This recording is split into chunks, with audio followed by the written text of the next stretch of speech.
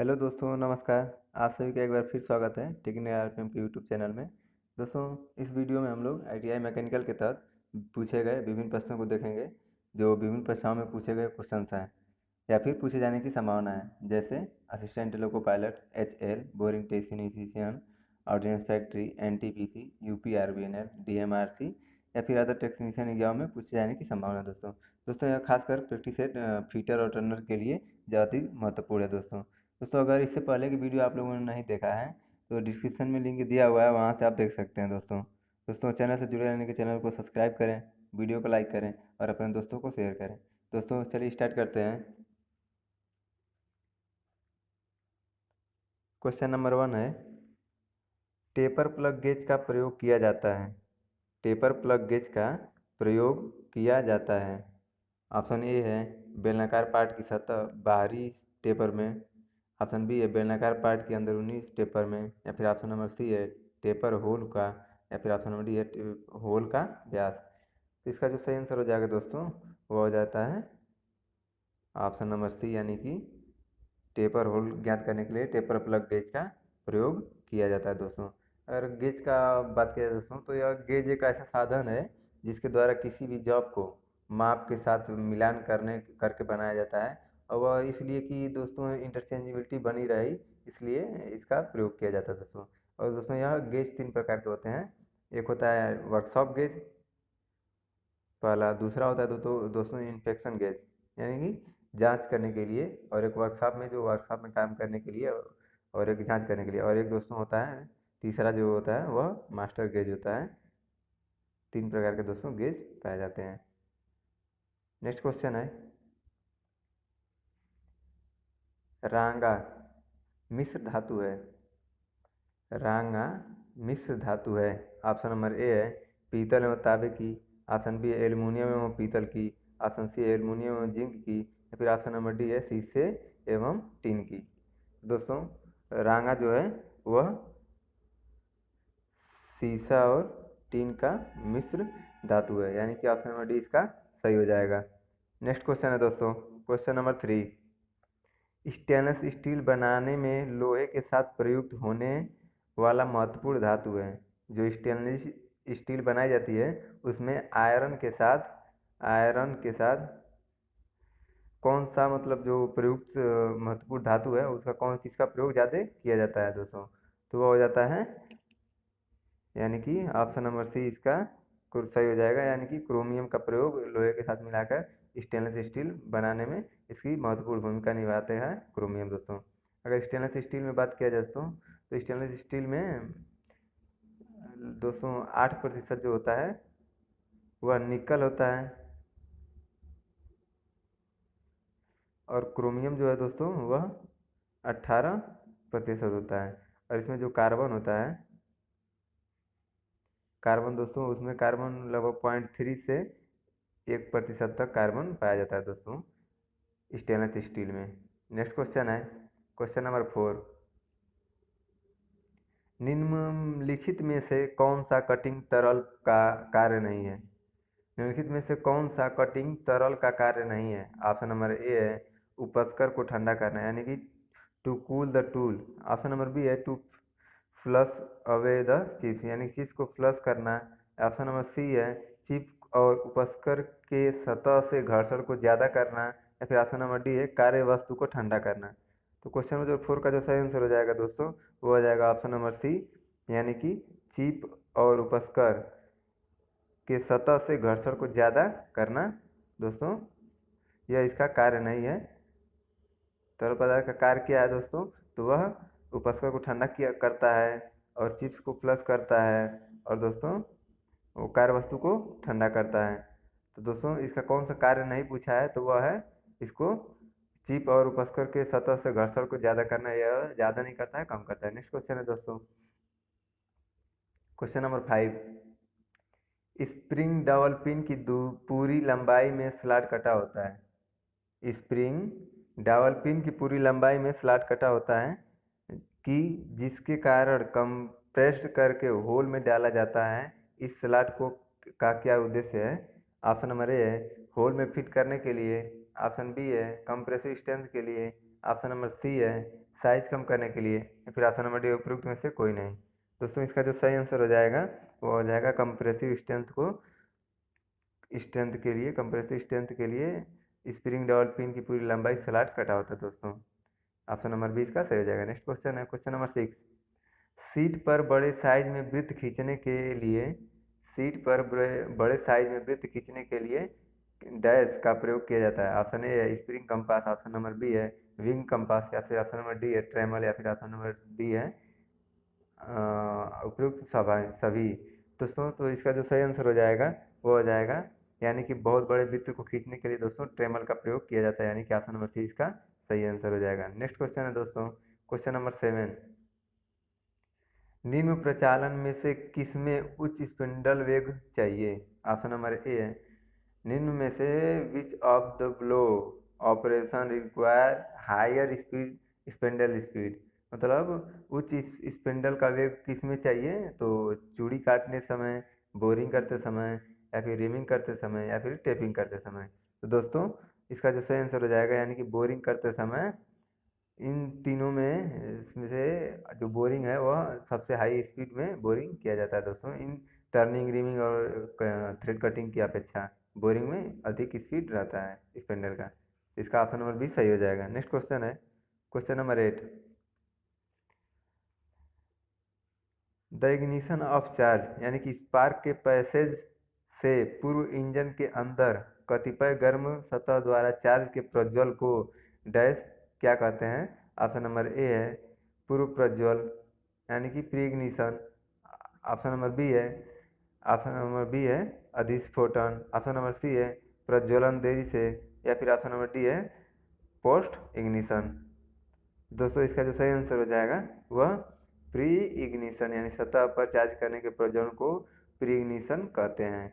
Next question है दोस्तों question number 9। सभी फ्यूल इंजेक्शन पंपों द्वारा समान मात्रा में ईंधन सप्लाई करने के लिए आवश्यक सेटिंग कहलाती है। ऑप्शन नंबर ए है pump setting, option number B है फ्यूल सेटिंग, ऑप्शन सी है कैलिब्रेशन, या फिर ऑप्शन नंबर डी है इंजेक्शन सेटिंग। तो इसका जो सही आंसर हो जाएगा वो हो जाता है दोस्तों यानी कि कैलिब्रेशन, यानी कि ऑप्शन नंबर सी इसका सही हो जाएगा। यानी कि सभी फ्यूल इंजेक्शन पंपों द्वारा समान मात्रा में ईंधन सप्लाई करने के लिए आवश्यक सेटिंग क्या कहती है? तो कैलिब्रेशन। दोस्तों वो इंजेक्टर के सभी पंपों को एक साथ कैलिब्रेशन किया जाता है दोस्तों। नेक्स्ट क्वेश्चन है क्वेश्चन नंबर 10।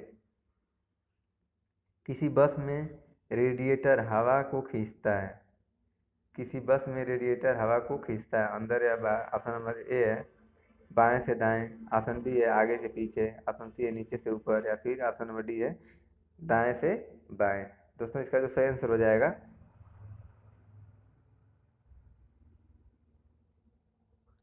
ऑप्शन नंबर 20 का सही हो जाएगा। नेक्स्ट क्वेश्चन है क्वेश्चन नंबर 11। एक सिलेंडर इंजन में के लिए स्वेप्ट आयतन यानी कि 80 क्यूबिक सेंटीमीटर तथा क्लीयरेंस आयतन 100 क्यूबिक सेंटीमीटर है।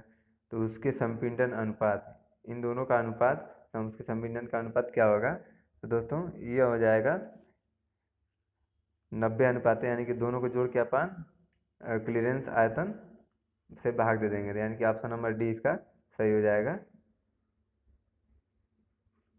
नेक्स्ट क्वेश्चन है क्वेश्चन नंबर 12। सापेक्ष आर्द्रता रिलेटिविटी ह्यूमिडिटी नापी जाती है।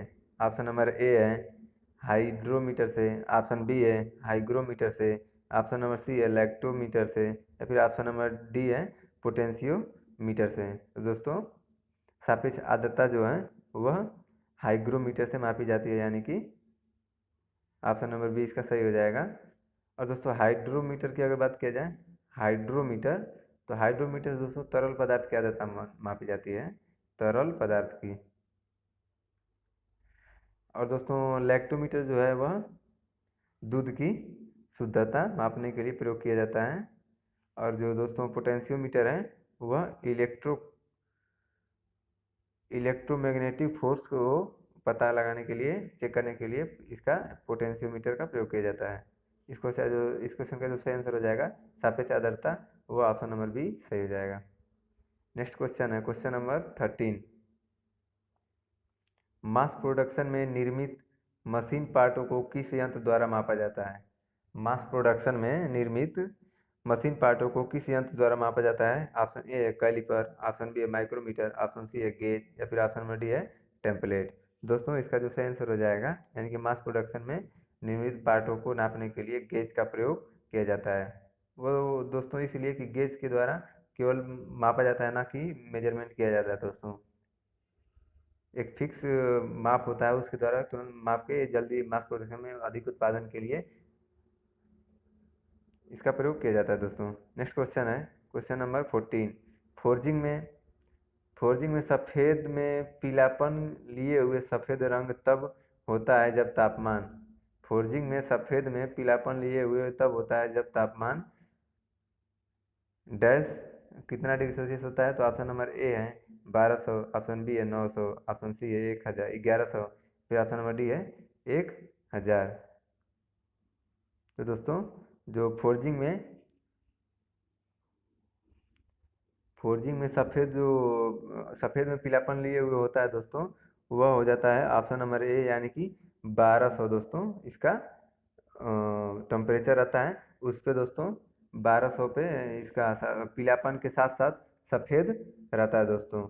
और दोस्तों इसमें अगर 1000 की बात किया जाए, एक 1000 में दोस्तों इसमें जो उसमें कलर अगर देखा जाए, 1000 का जो होता है, 1000 टेम्परेचर अगर होता है तो उसमें जो कलर होता है, यानी कि 1000 पे दोस्तों चमकदार चेरी लाल होता है दोस्तों। एक कलर फोर्जिंग में 1000 डिग्री सेल्सियस पे चमकदार चेरी लाल होता है। और जो दोस्तों यह 900 पे होता है वह दोस्तों हल्का चेरी लाल होता है। और जो दोस्तों 14 इसका जो फोर्जिंग में पीलापन होता है इसके साथ साथ, वह दोस्तों 1200 पे होता है। और 1100 पे जो होता है दोस्तों, वह एकदम पीला हो जाता है। 1100 पे एकदम पीला मतलब बहुत केवल पीला ही कलर रहता है 1100 टेम्परेचर पे दोस्तों। इसका जो सही आंसर हो जाएगा वो हो जाएगा ऑप्शन नंबर ए 1200 पे। नेक्स्ट क्वेश्चन है स्टील में एक पतली फास्फेट कोटिंग है जो कि स्टील पर एक पतली फास्फेट कोटिंग जो कि एनेमल और पेंट के लिए बेस या प्राइमर का काम करे एनेमल या पेंट के लिए बेस प्राइमर का काम करे के बनाने की प्रक्रिया कही जाती है। ऑप्शन नंबर ए है एनोटाइजिंग, ऑप्शन नंबर बी है कलराइजिंग, या फिर ऑप्शन नंबर डी है पार्कराइजिंग, या फिर ऑप्शन नंबर डी है इनमें से कोई नहीं। दोस्तों इसका जो सही आंसर हो जाएगा वह पार्कराइजिंग हो जाएगा, यानी कि ऑप्शन नंबर सी इसका सही आंसर है दोस्तों। नेक्स्ट क्वेश्चन है क्वेश्चन नंबर 16। मोर्स टेपर एक अंतर्राष्ट्रीय स्तर पर स्वीकृति मानक टेपर है। मोर्स टेपर निम्नलिखित संख्या में उपलब्ध होते हैं।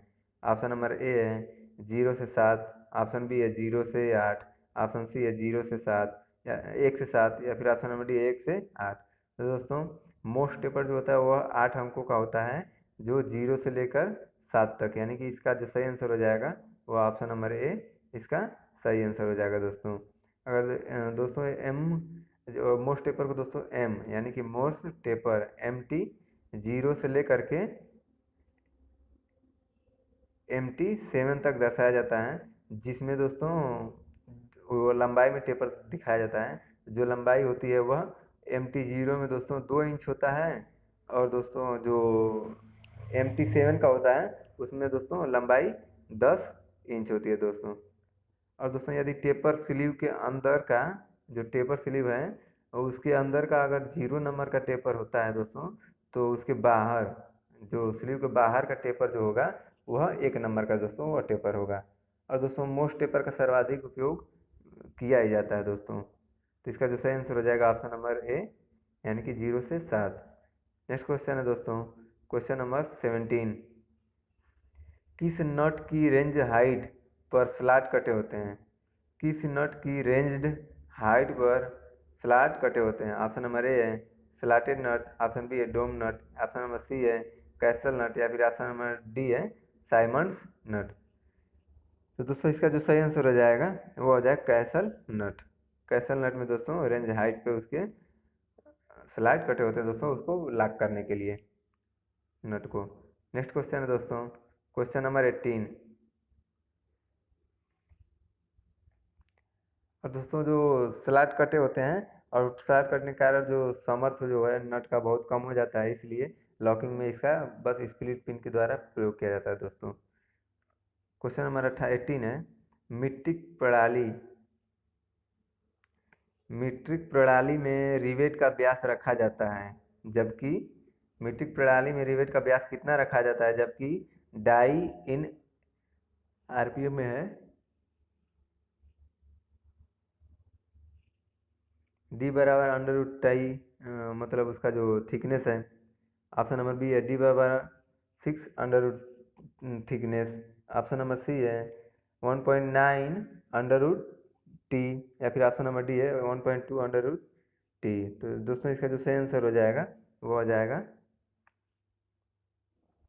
डी बराबर 6 अंडर रूट टी, यानी कि उसकी थिकनेस डायमीटर निकाला जाएगा वह 6 अंडर रूट जो उसका थिकनेस होगा रिवेट का।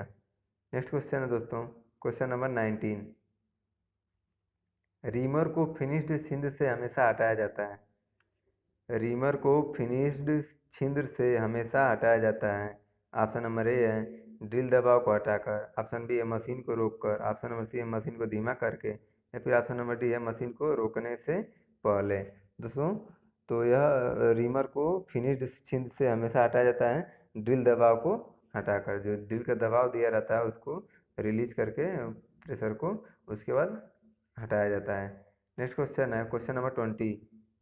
निम्नलिखित में से कौन सा ऐसा है निम्नलिखित में से कौन सा ऐसा है जो आंतरिक दहन इंजन का लाभ नहीं है। इनमें से कौन है जो आंतरिक दहन इंजन का लाभ नहीं है।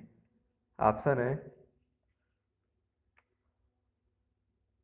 आवश्यकता अनुसार इसे किसी भी आकार का बनाया जा सकता है।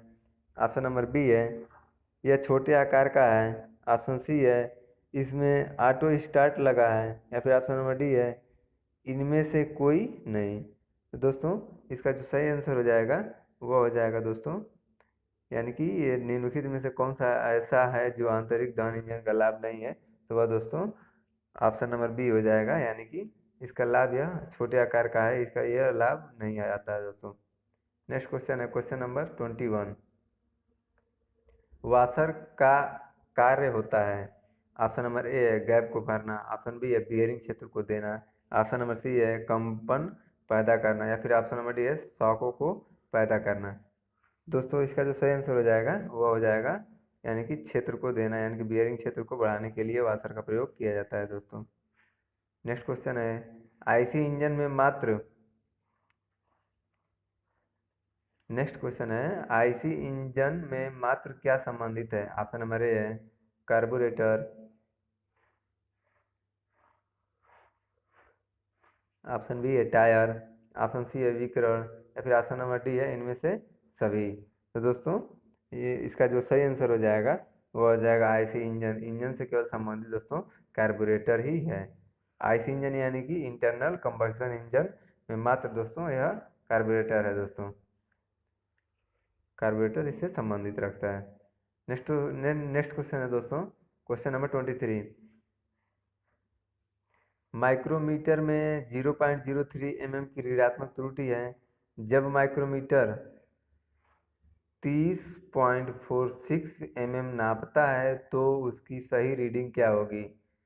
माइक्रोमीटर में 0.0 mm की ऋणात्मक त्रुटि है। जब माइक्रोमीटर 30.46 mm नापता है तो उसकी सही रीडिंग क्या होगी। तो दोस्तों जब इसमें अगर ऋणात्मक कोई भी माइक्रोमीटर अगर ऋणात्मक माप लेता है तो जो माइक्रोमीटर द्वारा मापी गई डिस्टेंस या दूरी होती है चाहे थिकनेस होती है उसमें दोस्तों ऋणात्मक अगर त्रुटि है जितनी भी उसमें उसको जोड़ देते हैं दोस्तों, यानी कि 30.46 में अगर इसको हम जोड़ देंगे तो दोस्तों यह आ जाएगा 30.49, यानी कि ऑप्शन नंबर सी इसका सही आंसर हो जाएगा दोस्तों। जब ऋणात्मक माइक्रोमीटर में जब ऋणात्मक त्रुटि हो तो एक्चुअल जो साइज मापने के बाद उसमें जोड़ दिया जाता है, और दोस्तों धनात्मक अगर त्रुटि होती है तो धनात्मक त्रुटि में दोस्तों इसको जो साइज मापा जाता है लास्ट में उसमें उससे घटा दिया जाता है दोस्तों। नेक्स्ट क्वेश्चन है क्वेश्चन नंबर 24। फायदोमीटर का उपयोग किसे मापने में किया जाता है? ऑप्शन नंबर ए है भूकंप, ऑप्शन बी है वर्षा, ऑप्शन सी है समुद्र की गहराई, या फिर ऑप्शन नंबर डी है ध्वनि तीव्रता। तो क्वेश्चन नंबर जो 24 का जो सही आंसर हो जाएगा, यानी कि फायदोमीटर का जो प्रयोग किया जाता है वह समुद्र की गहराई मापने के लिए प्रयोग किया जाता है दोस्तों। नेक्स्ट क्वेश्चन है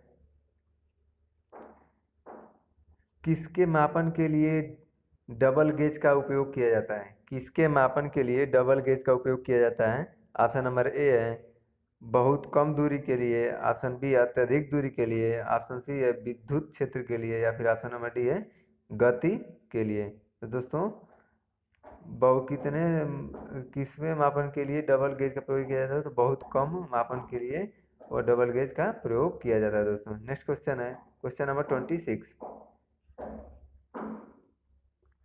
फोर्ज का प्रयोग ब्लैक स्मिथी में किया जाता है। इसके जिस भाग में कोयला डालकर आग सुलगाई जाती है उसे डैश मतलब क्या कहते हैं?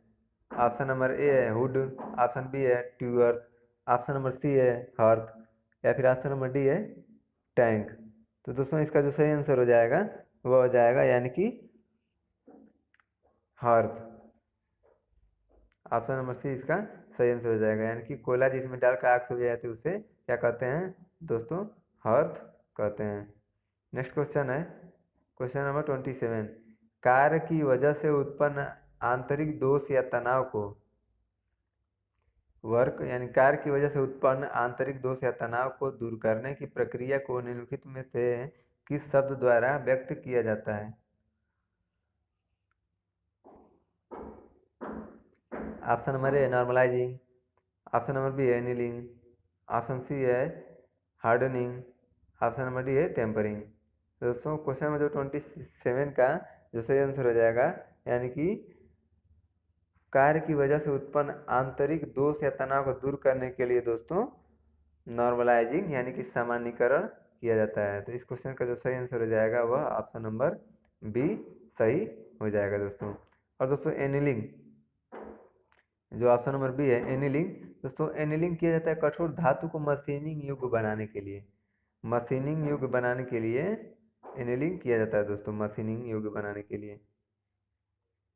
और दोस्तों हार्डनिंग जो है, हार्डनिंग ऑप्शन नंबर सी जो है हार्डनिंग प्रक्रिया दोस्तों किसी भी नर्म धातु को कठोरता पैदा करना ही हार्डनिंग प्रक्रिया कहलाती है दोस्तों। हार्डनिंग प्रक्रिया के द्वारा किसी नर्म धातु को कठोरता पैदा करना हार्डनिंग कहलाती है। और टेम्परिंग दोस्तों होती है इस्पात की कठोरता को कम करना और टफनेस को बढ़ाया जाता है दोस्तों। टेम्परिंग के दौरान इस्पात के यानी कि स्टील के कठोरता को कम करके और उसके टफनेस को बढ़ाया जाता है दोस्तों, यह प्रक्रिया टेम्परिंग कहलाती है दोस्तों। और दोस्तों कार्बोराइजिंग पार्ट की सतह पर कार्बन की मात्रा बढ़ाने के लिए किया जाता है दोस्तों। नेक्स्ट क्वेश्चन है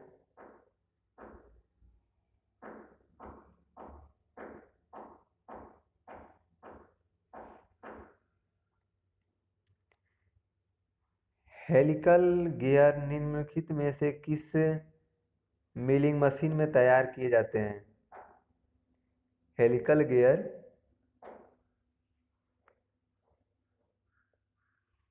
निम्न में से किस मिलिंग मशीन में चाहे मशीन पर तैयार किए जाते हैं? ऑप्शन नंबर ए है vertical milling machine, option number B है horizontal milling machine, option number C है यूनिवर्सल मिलिंग मशीन, या फिर ऑप्शन नंबर डी है drum type drilling milling machine. तो दोस्तों यह जो इसका सही आंसर हो जाएगा यानी कि यूनिवर्सल मिलिंग मशीन का प्रयोग किया जाता है, ऑप्शन नंबर सी इसका सही आंसर हो जाएगा। नेक्स्ट क्वेश्चन है क्वेश्चन नंबर 29। डायमीटर 50 mm एवं डायमीटर 50 mm एवं डायमीटर 150 mm के बीच के पाइपों को पकड़ने के लिए निम्नलिखित में से किसका उपयोग किया जाता है?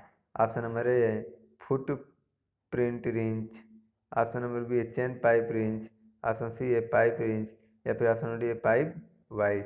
दोस्तों इसका जो सही आंसर हो जाएगा वो हो जाएगा यानी कि चेन पाइप रिंच का प्रयोग किया जाता है। ऑप्शन नंबर बी इसका सही आंसर हो जाएगा। नेक्स्ट क्वेश्चन है दोस्तों, question number 30। RCC pipe dash व्यास तक के पाए जाते हैं। आरसीसी पाइप जो है वो कितने व्यास तक के पाए जाते हैं? तो दोस्तों ऑप्शन नंबर ए है 15 से 2 mm तक, 15 सेंटीमीटर से 2 मीटर तक, ऑप्शन नंबर बी है 10 सेंटीमीटर से 1 मीटर तक, ऑप्शन नंबर सी है 15 सेंटीमीटर से 1.5 मीटर तक, या फिर ऑप्शन नंबर डी है 10 सेंटीमीटर से 2.5 मीटर तक। तो दोस्तों आरसीसी पाइप जो है वह 15 सेंटीमीटर से 2 मीटर तक पाया जाता है दोस्तों। और आरसीसी पाइप की दोस्तों बात किया जाए दोस्तों, तो आरसीसी पाइप का जो फुल फॉर्म होता है रेनफोर्स्ड सीमेंट कंक्रीट। आरसीसी का रेनफोर्स्ड सीमेंट कंक्रीट इसका दोस्तों फुल फॉर्म होता है। नेक्स्ट क्वेश्चन है दोस्तों, क्वेश्चन नंबर 31। जब रेती को वर्कपीस की लंबाई साइड के समानांतर चलाया जाता है तो उसे कहते हैं। जब रेती को वर्कपीस की लंबाई यानी कि लंबी साइड के समानांतर चलाया जाता है तो उसे कहते हैं। Option number A diagonal filing, option number B है longitudinal filing, option number C है ट्राइवर्स फाइलिंग, या फिर ऑप्शन नंबर डी है स्ट्रेट फाइलिंग। इसका जो सही आंसर हो जाएगा दोस्तों यानी कि ऑप्शन नंबर बी यानी कि लॉन्गिट्यूडनल फाइलिंग प्रयोग किया जाता है। लंबी साइड के समांतर चलाया है तो उसे लंबी फाइलिंग कहते हैं। नेक्स्ट क्वेश्चन है दोस्तों, क्वेश्चन नंबर 32। डीजल इंजन में कंप्रेशन प्रेशर होता है। डीजल इंजन में कंप्रेशन प्रेशर कितना होता है? जो कंप्रेसर बनता है सिलेंडर के द्वारा और पिस्टन के द्वारा सिलेंडर में, तो उसे कंप्रेशन का प्रेशर कहते हैं। वो कितना होता है डीजल इंजन में? 350 से 550 पाउंड प्रति वर्ग इंच। ऑप्शन नंबर बी है 250 से 1500 पाउंड प्रति वर्ग इंच, ऑप्शन नंबर सी है 10 से 20,000 पाउंड प्रति इंच, या फिर ऑप्शन नंबर डी है 10 से 20 पाउंड प्रति इंच। तो क्वेश्चन में जो 32 का जो सही आंसर हो जाएगा वो हो जाएगा यानी कि 550 यानी कि 550 से 350 से 550 प्रति वर्ग इंच इसका जो डीजल इंजन का कंप्रेसर प्रेशर होता है दोस्तों। नेक्स्ट क्वेश्चन है क्वेश्चन नंबर 33। एग्जॉस्ट सिस्टम का निम्नलिखित कार्य है। एग्जॉस्ट सिस्टम का निम्नलिखित कार्य है। ऑप्शन नंबर ए है यह सिस्टम सभी सिलेंडरों की गैसों को इकट्ठा करके एग्जॉस्ट द्वारा बाहर निकालता है। ऑप्शन नंबर बी है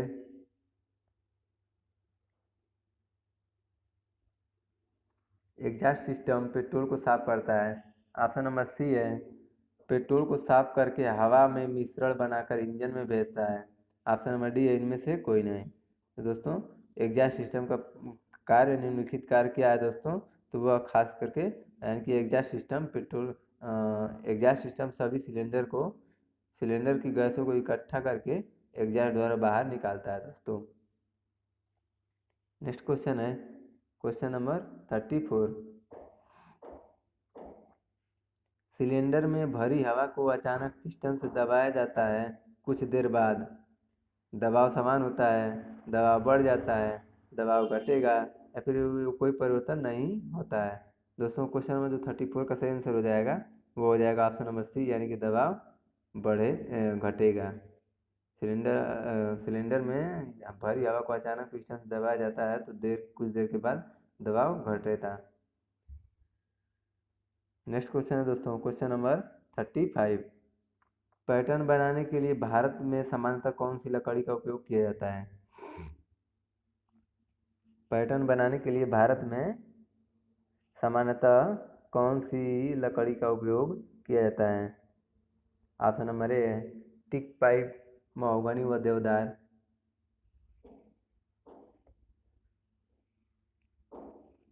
ऑप्शन नंबर बी है जैक, नारियल, ब्लूबेरी। ऑप्शन नंबर सी है सिल्वर ओक, या फिर ऑप्शन नंबर डी है उपयुक्त में से कोई नहीं। दोस्तों इसका जो सही आंसर हो जाएगा यानी कि पैटर्न बनाने के लिए दोस्तों टीक पाइन महोगनी व देवदार का प्रयोग किया जाता है। दोस्तों नेक्स्ट क्वेश्चन है निम्न में से कौन सी राशि रिएक्टर पैमाने पर मापी जाती है? निम्न में से कौन सी राशि रिएक्टर पैमाने पर मापी जाती है? ऑप्शन नंबर ए है हिम नदी की चाल, ऑप्शन बी जनसंख्या वृद्धि, ऑप्शन सी है भूकंप की तीव्रता, या फिर ऑप्शन नंबर डी है पृथ्वी के अंदर का तापमान। तो दोस्तों निम्न में से राशि जो रिएक्टर पैमाने पर मापी जाती है दोस्तों वो हो जाएगा ऑप्शन नंबर सी भूकंप की तीव्रता को दोस्तों रिएक्टर पैमाने द्वारा मापा जाता है, यानी कि ऑप्शन नंबर सी इसका सही आंसर हो जाएगा। नेक्स्ट क्वेश्चन है क्वेश्चन नंबर 37। कई बार माप लेने वाले उपकरण के मापने वाले फेस पर धूल मिट्टी आदि जमा होती है, यदि उसे बिना साफ किए माप लेंगे तो माप में त्रुटि होगी, इस त्रुटि को कहते हैं। ऑप्शन नंबर ए है माइक्रो ज्योमेट्रिकल त्रुटियाँ, ऑप्शन नंबर बी है मैक्रो ज्योमेट्रिकल त्रुटियाँ, यहाँ पे दोस्तों मैक्रो होगा मैक्रो ज्योमेट्रिकल त्रुटियाँ, ऑप्शन नंबर सी है लचीला संचारित त्रुटियाँ, या फिर ऑप्शन नंबर डी है संपर्क त्रुटि। दोस्तों इसका जो सही आंसर है वो होगा ऑप्शन नंबर डी संपर्क त्रुटि।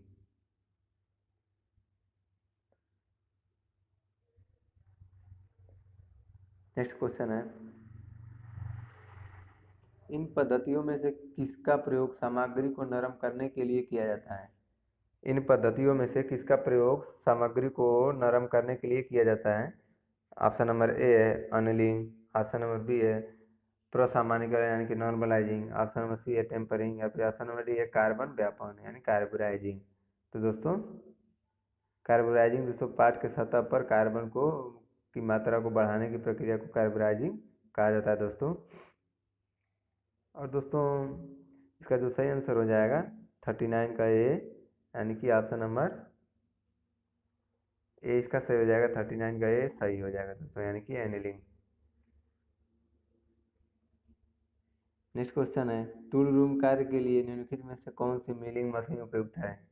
टूल रूम कार्य के लिए निम्नलिखित में से कौन सी मिलिंग मशीन उपयुक्त है? Option number A plain milling machine, option number B है fixed type milling machine, option number C है प्लेनो मिलर, या फिर option number D universal milling machine.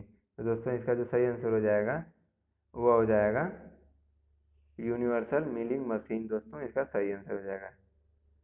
Next question है क्वेश्चन नंबर 41। भारी यानी कि शॉक लोड को में डैश स्प्रिंग प्रयोग किया जाता है?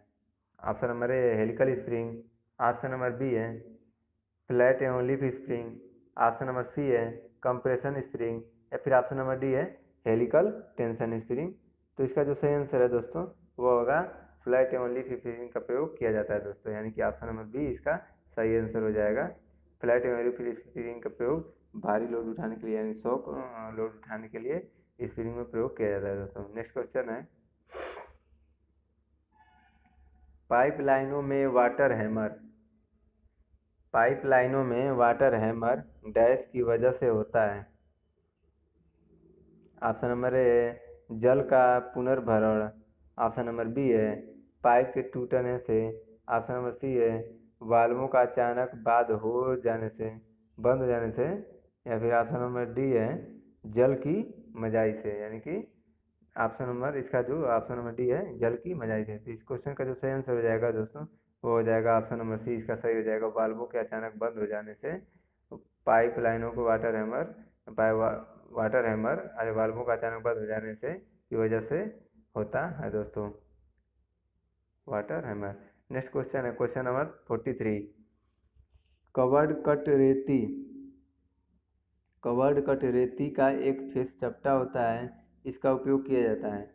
ऑप्शन नंबर ए है हार्ड धातुओं को रेतने के लिए, ऑप्शन नंबर बी है आरी के दांतों को तेज करने के लिए, ऑप्शन नंबर सी है नर्म धातु जैसे एल्युमिनियम, टीन एवं तांबा को रेतने के लिए, या फिर ऑप्शन नंबर डी है वो लकड़ी को रेतने के लिए। तो दोस्तों इसका जो सही आंसर हो जाएगा वह होगा नरम धातु जैसे एल्युमिनियम, टीन एवं तांबा को रेतने के लिए कवर्ड कट फाइल का एक चपटा होता है, उसका प्रयोग किया जाता है दोस्तों। नेक्स्ट क्वेश्चन है क्वेश्चन नंबर 44। निम्नलिखित में से क्रैंक पिन को क्रैंकशाफ्ट से जोड़ती है।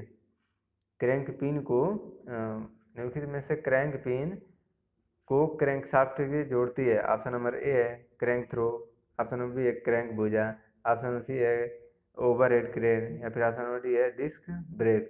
तो दोस्तों इसका जो सही आंसर हो जाएगा वो होगा क्रैंक भुजा, कनेक्टिंग रॉड। ऑप्शन इसका बी सही हो जाएगा। नेक्स्ट क्वेश्चन है दोस्तों, फ्यूल इज एटमोइज इन, यानी कि फ्यूल डैश में कमीकरण किया जाता है। ऑप्शन नंबर ए है spark plug, option number B है एवापोरेटर, या फिर ऑप्शन नंबर सी है मफलर, ऑप्शन नंबर डी है इंजेक्टर। दोस्तों इसका जो सही आंसर हो जाएगा वह होगा इंजेक्टर, यानी कि ऑप्शन नंबर डी इसका सही हो जाएगा इंजेक्टर। ईंधन इंजेक्टर में वर्गीकरण किया जाता है। नेक्स्ट क्वेश्चन है दोस्तों, मशीनों को ओवरहॉलिंग करते समय जब पार्टों को खोला जाता है तो उस समय सबसे महत्वपूर्ण क्या करना चाहिए। जब पार्टों को खोला जाता है तो उसमें सबसे महत्वपूर्ण क्या करना चाहिए। ऑप्शन नंबर ए सभी पार्टों को बारी बारी खोलें, ऑप्शन नंबर बी है खोले गए पार्टों को असेंबल करते समय कठिनाई न आए इसके लिए पार्टों का पहचान चिन्ह लगाना चाहिए, ऑप्शन नंबर सी है जो पार्ट न खुले उन्हें थोड़ी देर की चोट लगानी चाहिए, या फिर ऑप्शन नंबर डी है इनमें से कोई नहीं। तो दोस्तों इसका जो सही आंसर हो जाएगा वो हो जाएगा ऑप्शन नंबर बी, यानी कि खोले गए पार्टों की असेंबलिंग करते समय कठिनाई न आए उसके लिए पार्टों पर पहचान चिन्ह लगाना चाहिए। नेक्स्ट क्वेश्चन है क्वेश्चन नंबर 47। रिक्टर पैमाना मापने के लिए प्रयोग होता है। रिक्टर पैमाना का प्रयोग किसको मापने के लिए होता है। तो ऑप्शन नंबर बी है ध्वनि की गति, ऑप्शन नंबर सी है प्रकाश की गति, ऑप्शन नंबर डी है ऑप्शन नंबर सी है भूकंपीय लहरों का आयाम, या फिर ऑप्शन नंबर डी है ध्वनि की तीव्रता। तो क्वेश्चन नंबर जो 47 का जो सही आंसर हो जाएगा भूकंप की लहरों का आयाम मापने के लिए रिक्टर पैमाने का प्रयोग किया जाता है दोस्तों। इसका जो सही आंसर हो जाएगा option number C. Next question है दोस्तों क्वेश्चन नंबर 48। श्रिंक रूल प्रयोग किया जाता है। ऑप्शन नंबर ए है सीट रूल वर्क में, ऑप्शन बी है स्मृति के कार्य में, ऑप्शन नंबर सी है पैटर्न मेकर में, या फिर ऑप्शन नंबर डी है डाई मेकर में। तो इसका जो सही आंसर हो जाएगा दोस्तों वह हो जाएगा पैटर्न मेकर में श्रिंक रूल का प्रयोग किया जाता है दोस्तों। नेक्स्ट क्वेश्चन है क्वेश्चन नंबर 49। डेप्थ माइक्रोमीटर में आउटसाइड माइक्रोमीटर की तरह फ्रेम एवं एनविल नहीं होते। डेप्थ साइड माइक्रोमीटर में आउटर माइक्रोमीटर की तरह फ्रेम एवं एनविल नहीं होती है। इसके अतिरिक्त यह आउटसाइड माइक्रोमीटर से कैसे भिन्न है। ऑप्शन नंबर ए है इसका अल्पतमांक 0.02 mm होता है, ऑप्शन नंबर बी है इसका स्पेंडल नहीं घूमता है, इसका स्पेंडल पर चूड़ी नहीं होता है, ऑप्शन नंबर सी है इसमें अशुद्धि नहीं पड़ती है, या फिर ऑप्शन नंबर डी है इसमें थिम्बल द्वारा ढके विभागों की रीडिंग ली जाती है। तो क्वेश्चन नंबर 49 का जो सही आंसर हो जाएगा दोस्तों, यानी कि ऑप्शन नंबर डी इनमें से इसमें थिम्बल द्वारा ढके विभागों की रीडिंग ली जाती है। नेक्स्ट क्वेश्चन है दोस्तों और इस प्रैक्टिस सेट का दोस्तों लास्ट क्वेश्चन। दोस्तों अगर वीडियो अच्छा लगे तो वीडियो को जरूर लाइक करें दोस्तों, और अपने दोस्तों को शेयर करें, और दोस्तों चैनल को जरूर सब्सक्राइब करें। दोस्तों इस गुण के कारण ऑप्शन में क्वेश्चन नंबर 50 है इस गुण के कारण धातु की पतली तारें बनाई जाती है तथा तारें बनाते समय वह टूटती नहीं है, इसे क्या कहते हैं। ऑप्शन नंबर ए है वक्रता, ऑप्शन बी है आघातवर्धनीयता, ऑप्शन नंबर सी है चिमड़ापन, या फिर ऑप्शन नंबर डी है तन्यता। तो दोस्तों तारे बनाते समय वह टूटती नहीं है इसे क्या कहते हैं। तो ऑप्शन नंबर इसका डी सही हो जाएगा, यानी कि तन्यता उसे कहते हैं दोस्तों। किसी भी धातु से तार जो बनाती है और टूटती नहीं है तो उसे उसकी तन्यता का गुण होता है दोस्तों। तो दोस्तों वीडियो को लाइक जरूर करें और अपने दोस्तों को शेयर जरूर करें दोस्तों, और चैनल जुड़े रहने के चैनल को सब्सक्राइब करें दोस्तों। धन्यवाद, फिर मिलते हैं अगले वीडियो में।